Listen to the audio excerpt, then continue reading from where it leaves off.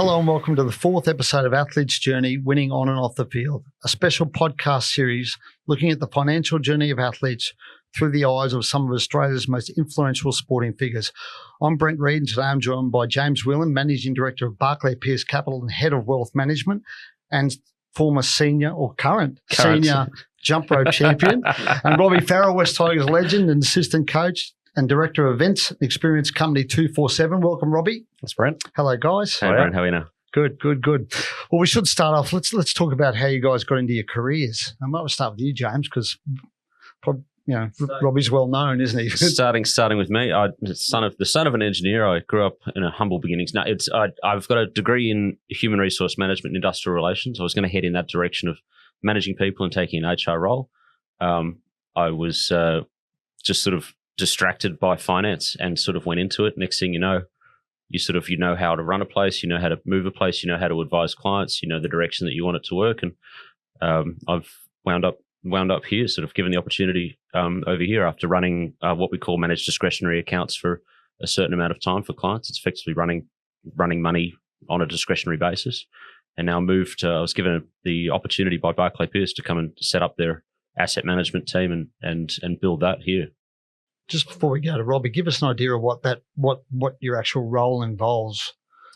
Oh, gee. I imagine it's quite extensive, but you can just sum it up in a bite size. Well, if you take an example of a day, so take an example of today where I start with a management meeting of managing the team, any differences that are going on, operational changes that need to be made, and where I'm heading with the project of building the asset management team.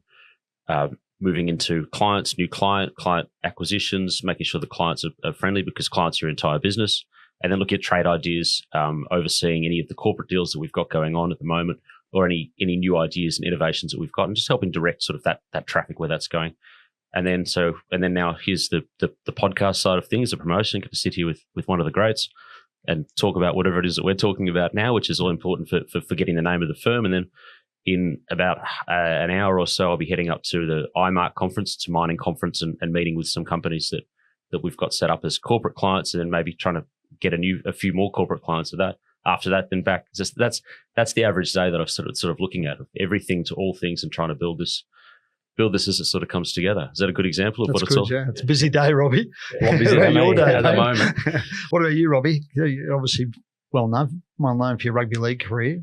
Give us an idea about how it all kicked off. And I guess I was one of the lucky ones where I got to live out my dream, and dream from a very young age to grow up and play rugby league. And I was fortunate enough to do that and have a long career. I think quite lucky in that fact, because a lot of players, I guess for one reason or another, don't get to not only play NRL but have a career that lasts for I think 17 seasons like I did. So quite fortunate. And now on the coaching staff at the Tigers as an assistant coach. And as you mentioned, I think about 6 or 7 years ago now, started up 247 with my business partner Jai. So slowly been building that in the background and come on board in the last 12 or so months here with Barclay Pearce Capital as an ambassador, and working alongside James to build this asset management fund. I know you're reasonably well, Robbie, covered your career. I'd imagine you seem to me like the sort of guy who always had an eye on his finances, or you did an economics degree, I think. Yeah. Is that right? Yeah. Yeah, I obviously grew up youngest of 5 kids, 4 boys. My dad, I guess, didn't come from much. Migrated to this country, without a single cent to his name. Couldn't speak English, and drove a cab. So I guess he wanted to give his kids a life that he never did. And for him, education was vital, and I guess was always number one. So for me to continue on my journey of wanting to be a rugby league player, one of the conditions of that was to make sure I did well in school and went to university and got a degree. So, completed my economics degree alongside my rugby league career as it started. And I think, in hindsight, look, I was never to know that, I was going to be fortunate enough to play 15 years of footy. So a lot of careers do get cut short, whether it be through injury or not getting another contract. The fact that I was able to study in the background and have that degree to my name, I think held me in good stead. And as you said, financially, I think I always had one eye on making sure I set myself up so I could be comfortable once I retired, because I think the trap that many athletes fall into is it's an afterthought. I think you as a kid you come out of school and you finally fall into this stupid amount of money playing rugby league or whatever sport, and you think it's going to last forever. But then you get to the age of 30 or 35 and your career's over, and then it's an afterthought as to what you're going to do next, or how have you set yourself up financially. What about you, James? Were you always the sort of kid who counted his pennies and had a piggy bank, or was that your iron money? I was always good at counting. I was always good at counting the money and good at putting it away. I was never good at spending the money. I always sort of had that little hesitation especially when things that are important to you. I have great difficulty with that. Where I sort of fell into this side as well is that I sort of naturally found that, say, the old man and mum would have sort of shares scattered around all over the place in different places, and I had a knack for being able to just tie it all together into one. What was it? The original ComSec accounts that were back then, and being able to talk to ops and getting everything together at that stage, just organising things for them at that. I've actually not really told that story before. I think that's probably why I'm doing what I'm doing, if you actually want to ask it. But that was just sort of, it was just a fascination for the way that the industry worked and putting things together, making things easier for people. For me, and same thing. Did a university degree, and you mentioned it before. Yeah. I went into that. Believe it or not, it was actually one of the most enjoyable things I ever did. Was I really love working behind the bar. I used to work behind the bar at an RSL. Talking to people about things, learning things, and being a sponge and learning what you can. Also being the only person in the bar who's making money and not spending it and losing it was always very handy for me. Well, imagine you've got to be able to listen in your job, right? Yeah. As well as communicate, but listening's really important. Yeah. Because and picking out the little intonations of what people are talking about as well, especially you're either trying to figure out if someone's about to rob you or they're too drunk to serve. Is difficult, is interesting. Or relationships out there, right? It's huge relationships. Yeah, making sure that service relationship is there too. Believe it or not, it was my beautiful wife, my first wife, my current wife. She hates it when I call her that. My beautiful wife, Michelle, who said, well, you either keep doing this and I won't be here, or you go and get a real job. And the real job, I can't believe I'd be the CEO of Parramatta Leagues now, I think, if I'd stuck at it. But no, the real job, it had to be something in finance. Still pouring beers somewhere like that. But no, and the real job was going into finance, and that was the decision that I made of going and putting a suit on and going the real thing. What about you, Robbie? Obviously, you mentioned you were doing that university degree, and it was a non-negotiable with your dad. But juggling that with a rugby league career, that's tough, right? There's a lot of demands on you in the NRL. How did it take you longer than it would? Like how much? Yeah. It took me about 8 odd years, to be honest. I did my first year full time, going into uni. I was at a campus at Sydney Uni, and but then I went into full time rugby league. So I went back to doing uni part time, and I'd go into class, and it's quite hard. You're 20, you're 21. You get a day off from training, and the last thing you want to do is go into campus, sit in a lecture for your economics degree. But that was sort of hard to motivate myself to do that. And then I actually deferred for a couple of years. I'd had enough. I sort of got to a point in my career where I thought, okay, well, I'm going to make a good fist of this. I thought I might not need this uni degree. And so I stopped. I just said, I'm not going to do it. I was about halfway through. And then it was actually the club at the time that pushed me back into it. Obviously, the NRL encourages players to study or have some sort of apprenticeship or certification off the field, and there's a lot of NRL grants as well, education grants. And the club said to me, "Look, you're halfway through it. There's an education grant there. They can look after half of your uni fees.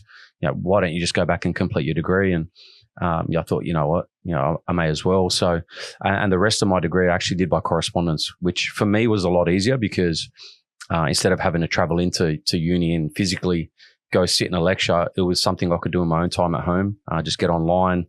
Everything is online these days, and I'm quite a quick learner. I can teach myself things quite quickly, and I think I found that easier just to learn online. And in the end, I think I ended up graduating in about I think it was 2011.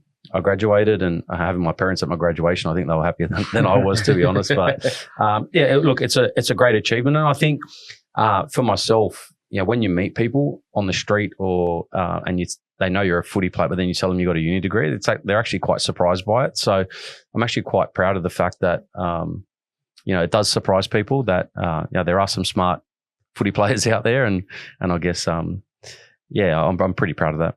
You were making a lot of money early in your career, more than most. Not really. Well, I shouldn't say that, more than most kids when they're 20, 21, 22. Compared to the money they make these days? I wasn't really, to be honest. I tell the story to the young boys these days where, early in my career, I wasn't on a lot of money. My first NRL contract was $36,000, which was minimum wage, and we actually won the grand final the year after. And so I was on minimum wage plus match payments. So you used to get a match payment, win or loss, whether you won or you'd get, I think it was like $3,000 or $1,000. So decent money for my age at the time. But it wasn't until I got my next big contract where. So what used to happen in league was you'd be on a low base with incentives, so match payments. But my first contract where I wasn't on match payments, I thought, okay, well, they're expecting me to play every game now. So I knew I was a automatic selection sort of thing. And that's when I sort of finally knew I'd made it. And then obviously my career progressed from that, and your contract goes up. And towards the back end of my career, I started to earn really good money. But I think for me, from an early age, it wasn't the money I was earning, but what I could do, with that money. I was going to say that. Was there something you directed your money into at an early age? My first contract, my first contract, I bought an apartment, which I've still got. That was my first property.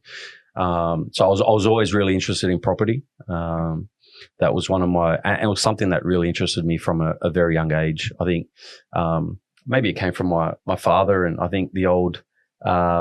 Can I say wog mentality? It's you're about to paint a stereotype. It's always like, I think, in terms of investments, is my dad always said, bricks and mortar, like, have something you can physically, see and have. And, obviously there's a lot of different investments out there, but he was always big on property. And that was something I loved. I used to research different areas and, different investments. And so my first property was an apartment, which I bought as soon as I signed my first contract.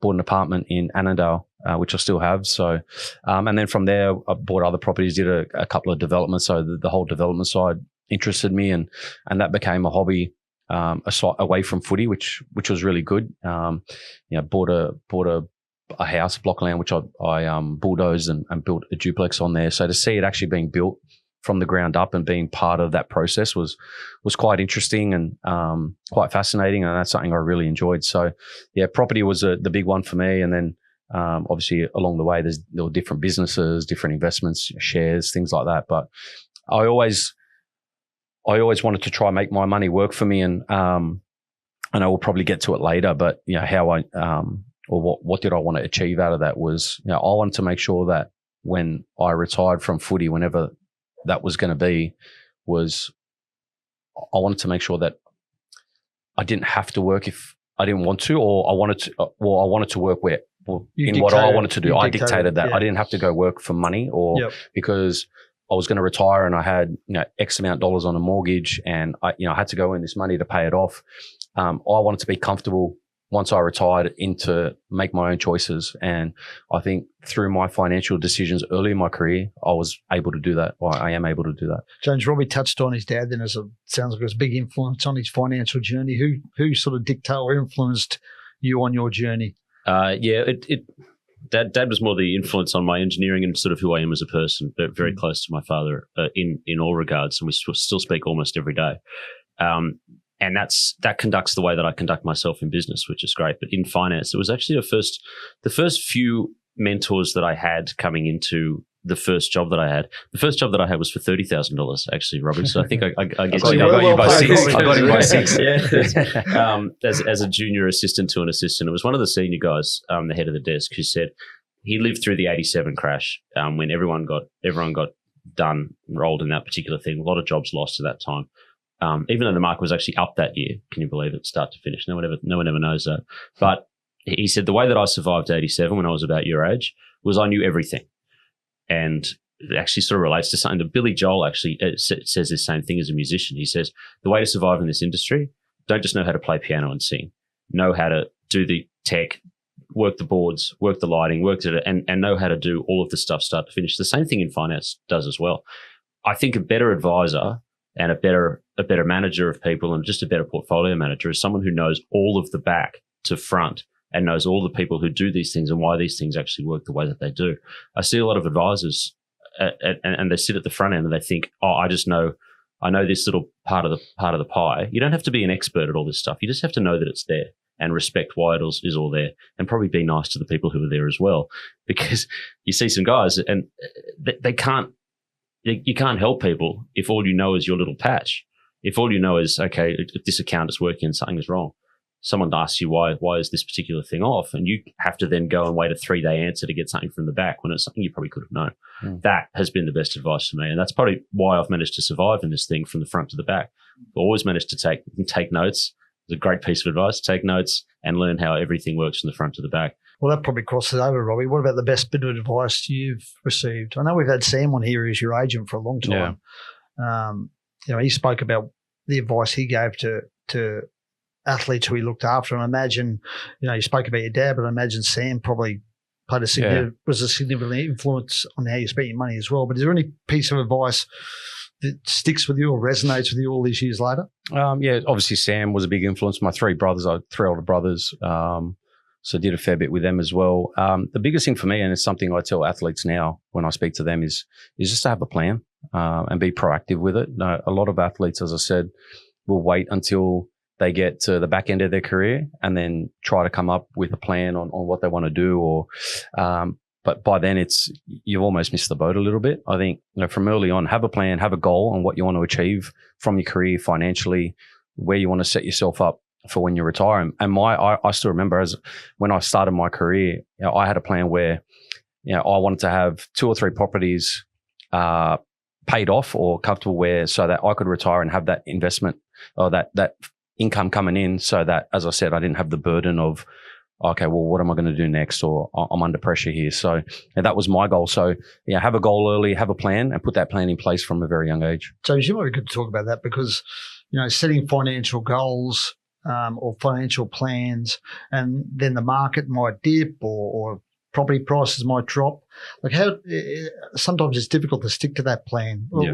Can you give some advice on when that hits you, when circumstances change? And there's a way, and this might sort of answer something that we talk about a little bit later. But first off, everyone's plan is different, and that's the thing that you need to be able to define, is exactly sort of where you want to be. And the earlier you start that process is absolutely the best time to do it. There's two times to plant a tree is 20 years ago and today. That sounds cliche, but it's very true when it comes to your financial future. Amazingly, talking about footballers in this regard, most of the people that I would advise and I've advised in my career have been around that 50 or 60 year mark. I've been sitting in a super fund for this long, and now I want to be able to control it myself. What do I do? And the outlook is, you'll be dying at a certain time, on average anywhere between 75 and 85, maybe 90 if you get there. So this is your plan. It has to be 40 years. With a footballer, putting a plan together and just going, what are you making? Like 100, 120, 200K or whatever in your first few years. Right. Something like that. Well, nowadays, I think the minimum wage is about 120. Right. The average wage is $400,000. That's you needing to start the plan at the age of maybe 18 or 19. Yeah. You need a plan that's do the maths on that. Like you've got to start talking about an 80-year plan. The kids that are playing football today, provided nothing happens to them, are probably going to live until they're 100. So that's where your plan needs to take on. The idea with that, if you're starting to think in that regard, you need 2 things that you really should be looking at. First off, something that isn't going to be worried about chopping or changing too much at a time. If you've got a plan and you're 20 and you need to think, okay, I'm going to retire at 100, imagine that sort of comfort that you've got, as opposed to someone who comes to me when they're 60 going, okay, what do I do for my retirement? Thinking, well, you're in a bit of a spot potentially because we needed to have this conversation 40 years ago. I think the challenge with athletes, though, is, you don't get to work till you're 65, like general society. And they'll be on an inflated amount of money. So it might be $500,000 or $1 million. Yeah. Then all of a sudden when they retire, that might come right back. So, how do you deal with that change in income, or having a plan in place so that you have some sort of a residual passive income that's coming in. So that's right. Money work for you, I guess. That's right. Yeah. And well, there's 1,000 ways of doing it. You've got your property, you've got your income shares, you've got your different areas that you can put it into. Being able to plan that when you're 18 is a much better idea than planning it two days before you hurt yourself.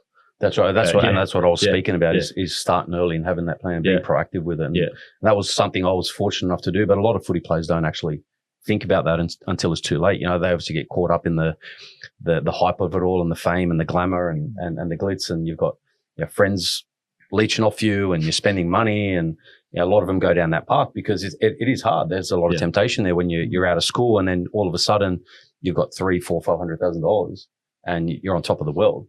So you do get distracted by those things, but I think the ones that can, keep their feet on the ground and have that plan in place from a very young age can do really well for themselves. Yeah, and just knowing that they've got that comfort that's there, that if something does go wrong, or when your career actually does end, that you're going to be okay. The freedom and things do go wrong. I've made bad investments. Not every investment's going to be a good investment, but no, they can't. And so that's sort of why you need. Well, that's sort of why I need as well. Yeah. My property skills are not amazing. Yeah. I've got certain skills in certain areas. I've sort of got this theory. If you're really good at something, be really good at that. Don't try and be really good at too many other things. And spread yourself too thin. Because you'll be awful at everything. Yeah. I'm not a footballer. I'm not going to go and play football. But I am, I'm this guy. I'm a portfolio manager here, and I'm actually quite good at that. When it comes to property, I'm going to talk to a property guy. I've got one or two really good property guys that I lean on them. One is an amazing guy at picking out some areas, and he's great. And another guy is the best, just immediate valuer of anything that I've ever known. That's over, that's under. He's just that guy. Keep those guys close to you because they're invaluable. The same way with get a good portfolio manager. Get someone who's very good with income. Get someone who's very good with alternative investments as well. And then you've got yourself a mix. You've got a little team around you that's actually going to help you. So that way you've got the freedom to go and play football. You've got the freedom to go and play whatever it is that you want to do without having that sitting in the back of your mind thinking that if something happens to me, I'm stuffed. I don't know as a professional athlete, would you rather play with that little nagging thought thinking if something goes wrong, then I'm going to have to think about getting another job, or would you rather play with the sort of freedom that you'd want? Yeah. Of course. Are you actively talking to young players, Robbie? Do you pull them aside? Because you're obviously intimately involved with the Tigers now. You're an assistant coach there. A lot of young kids at that club at the moment. Do you find yourself pulling guys aside and saying, mate, I've just seen you bought a flash pair of shoes or a new car? Definitely. Just be careful with what you're doing with your money. Yeah, definitely. I think that's part of being a coach. Not only is the advice you give on the field, but also off the field.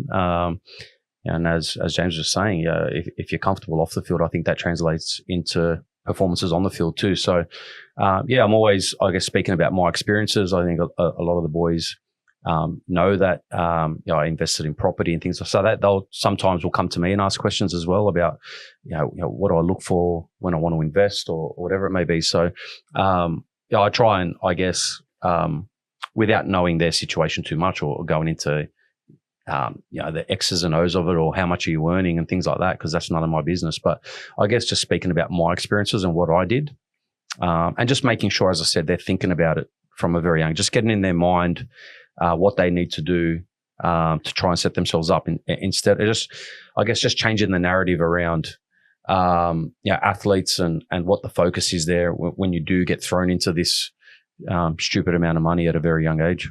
What about this idea of early in your career and later in your career? And we look at it from a footballer's point of view and also James's point of view. I'm interested in James's point of view because I'm towards the end of my career. I'm 53 and looking towards the end. How do things change? Managing a portfolio at the start of its career and towards the end of your career? Myself, sort of, if I was talking about being a portfolio manager in this one, I would say that I have definitely stopped looking at it. The expression "stop touching it" I touch mine all the time. See, that's the thing. Stop touching it, and you realise it used to be a thing. You see in the papers, you see in Bloomberg that there's some sort of thing going on in the bond market. Oh my God, I need to react. Chances are, maybe 5% of the time you need to do something, and even then, it's going to be a very small tweak. It took me a long time to realise that that's what it is. I realised that I was going, this has got to change. We need to do this. So we've gone into European banks. Oh my God, now something's happening, and we need to change everything around. Stop doing things. Most of the time, have a nice simple 60-40 portfolio. If something big like last year is going to happen where you know that bonds are going to come off, reduce your bond size a little bit. These big swinging moves is where you do it. Not quick changing, something's happened to CBA, I need to be out of that. Or I've got a basket full of small speculative mining stocks that don't go anywhere that have all been recommended to me by a mate at the pub. That's an awful portfolio. I see that all the time. Yeah. but it's just big. Own the market, be the market. Guilty as charged. We all are. We all are. You should see mine. It's toxic as well. I mean, the guy that cuts grass for a living always has the longest lawn. That's what it is. Just stop mucking around with it. Make sure you've got what you want. Own it and own it for a very long time. What about you, Robbie? Your starting career in the end, you, as you said, always had a focus on, making sure your money worked to you eventually. But young footballers now, do you see them at the start of their careers? They get some money, they go a bit wild with it, and then they almost don't look at the end. Yeah, I think that's what I spoke about earlier. And for me, it didn't really change much because I was fortunate from a very young age that I had a plan in place and did you take more interest towards the end? Did you find? Did you start?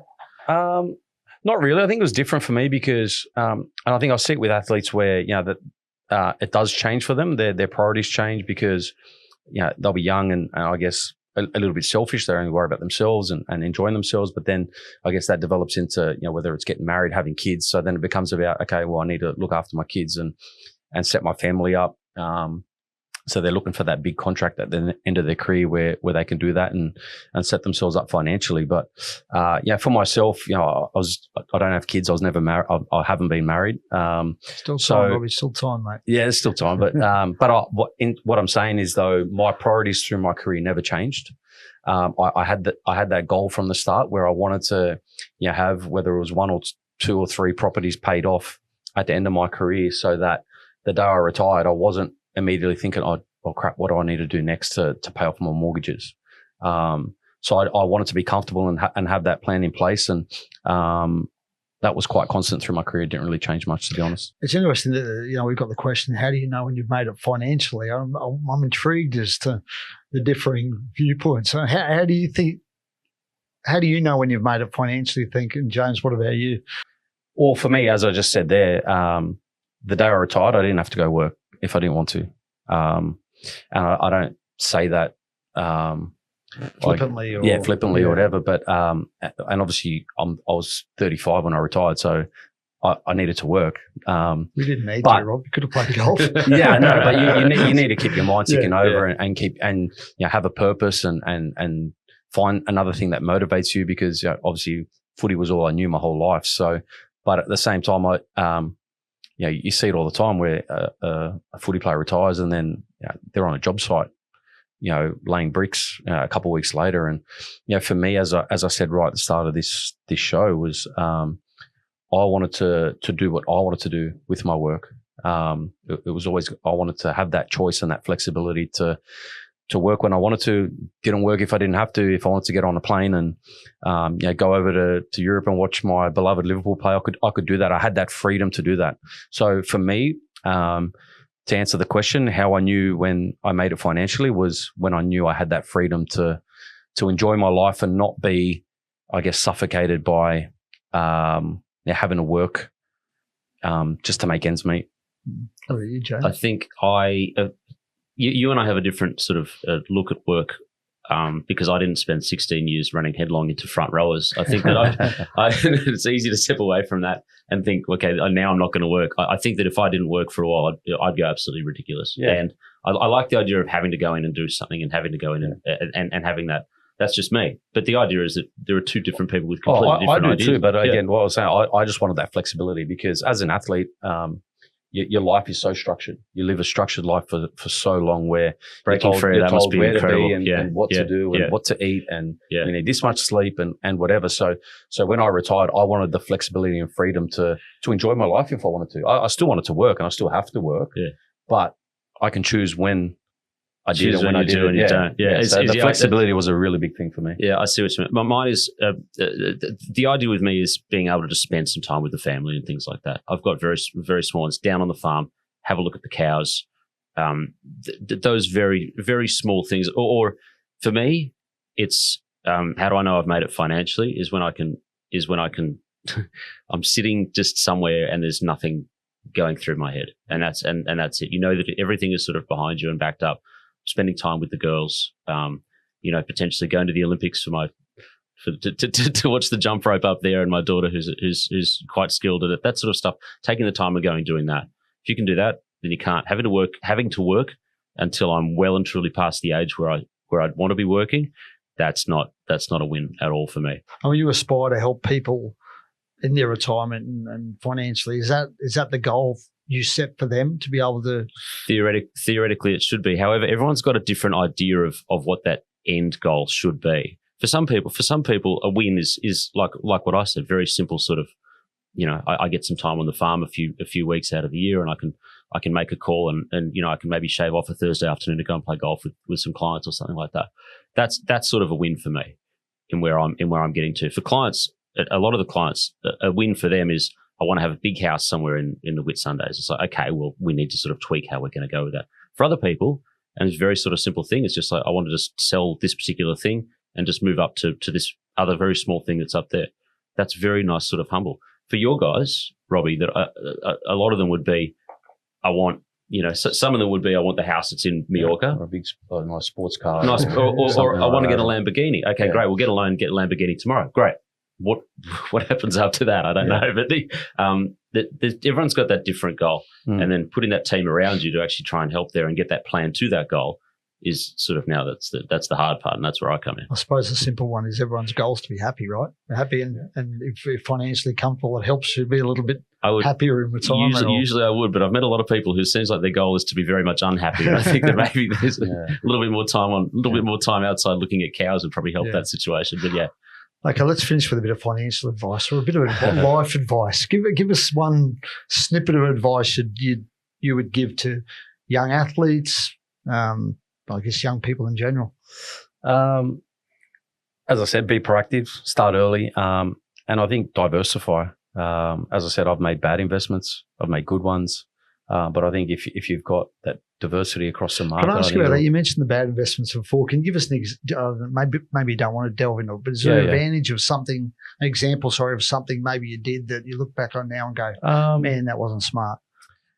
Oh, geez, whether it be like a certain property, which, I might have had a decision where, okay, I could buy this one or that one. And then in hindsight, I look back, just, geez, if I bought the other one, I would have bloody doubled my money, and this one I've lost money. Or, a bad, or a share, like you said, share tips. We've all had share tips before, that you just dread. You're like, why'd I listen to that? Or, business. I've been involved in different businesses. I owned a restaurant back in the day. At the moment, I've got a Pilates studio, a gym. I got 247 with Jai. 247 is going really well. The Pilates studio is going really well. The gym, not so great, because we bought the gym. And at the start, we were really hands-on because I wasn't working as a coach. But now that I'm back working full-time as a coach, I'm not as hands-on with the business, and that's started going backwards. So I looked at that and think, geez, I wish I didn't go into it. So yeah, as I said, you can't win them all. But I think as long as you've got the intention and the mindset, so I guess diversify in different areas. And look, as long as you're thinking that way, as long as you've got the thought process where you're trying to set yourself up, you're trying to get yourself financially comfortable, like we spoke about, you'll make more good decisions than you would bad. What about you, James? Some advice? You are the end result of the 6 people you surround yourself with. And of all the things that you get a choice to do in this life, you don't always get to choose. You don't get to choose your family. You very rarely get to choose the people that you work with. You get to actually choose the people that you surround yourself with. The idea of who you choose to be those people is a pretty important one that you have for the rest of your life. Surround yourself with good people, treat them well, always be there for them.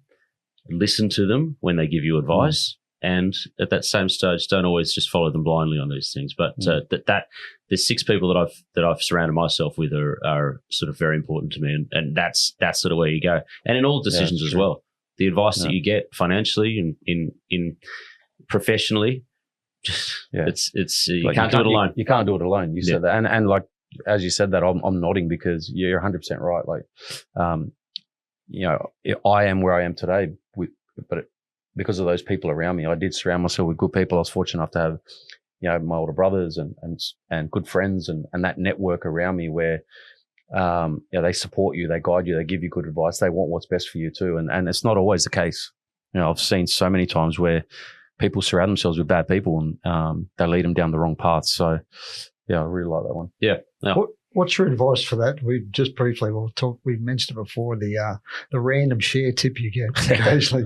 What's your advice for people? Because we all get them. Always run it through. Always run it through. Yeah. What you're prepared to lose is one of these things. Yeah. You know what? If you have to do something, here's the two things. First off, always run it through a filter of someone who knows what they're talking about on these things. So send it to me. Send it to Robbie. Send it to someone who can just go, I've got this little scanning sort of filter of people who just go, sort of a very good network of people who just say, no, that's a piece of crap, or actually that's not so bad, it's very interesting, I'm going to get into it. The other one is the biggest thing with financial, and this is a little sort of giving away some of the dark arts of the portfolio management system. The biggest secret is risk positioning. Position sizing is going to save your life more times than it will hurt you.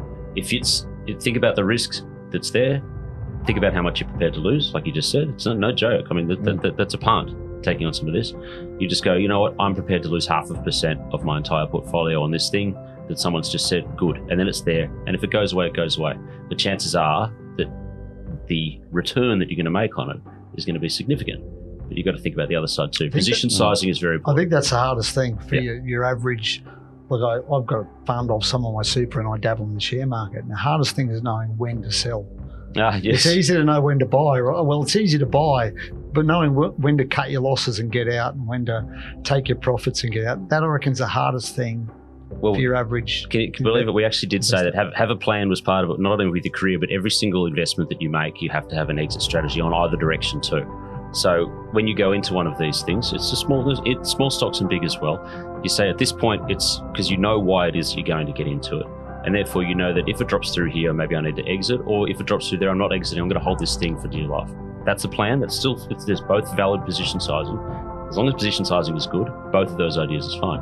But then your exit has to be set as well on the top side too. Once this is hit, once they discover copper in Argentina or wherever the damn thing is, then this is where I'm going to exit and it's going to be at this price. And that's your plan, and you stick to it and it's fantastic. And then don't look at it again as it triples after that. Sound advice, sage advice, James. And thanks for joining us on Athlete's Journey, winning on and off the field. Thanks, Robbie. Thanks mate. James. Thanks very much, Brent. We'll be back soon.